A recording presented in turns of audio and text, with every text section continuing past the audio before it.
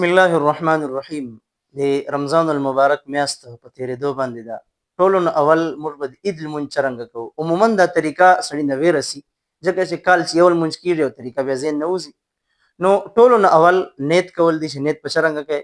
2 رکعته لمونځ کوم واجب د کم عید سره د شپږو تکبیرو دا یې نیت ده. نیت اصل چې زړه چې ضروري ده.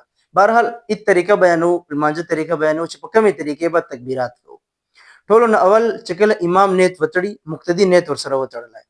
امام به سبحانك اللهم ووایي تر ولا اله غیرک پورې. هغې نه بعده امام اول تکبیر وکړی، مقتدي لاس ورسره چیک او لاس یې پرېښلی. دوم تکبیر چې به امام تکبیر کوي مقتدي به لاس ورسره چیک کي او لاس به پرېږدي. دریم تکبیر چې به امام تکبیر کوي او مقتدي به لاس ورسره چیک کي او دریم تکبیر چې به بیا دی په نو باندې لاس وتړي. امام به خپل تلاوت وکړي، رکوع سجده به وکړي، اول رکعت مکمل سي. دوم رکعت چې کله امام ورپورته سي نو امام به فورا قرات شروع کړي. قرات نه بعد به امام تکبیر وکړي، مقتدي به لاس ورسره چیک کي او لاس به پرېږدي. دوم تکبیر امام به لاس چیږي، مقتدي به لاس چیږي او لاس به پرېږدي. دریم تکبیر به دغه سي، امام چې څرنګه تکبیر کوي مقتدي به تکبیر ورسره وکړي او لاس به پرېږدي. څلورم تکبیر چې امام کوي بیا به امام لاس نه چیږي او مقتدي به یې نه چیږي، لاس به یې پرېښي او څلورم تکبیر چې به دی فورا امام سره رکوع ته لاړ شي.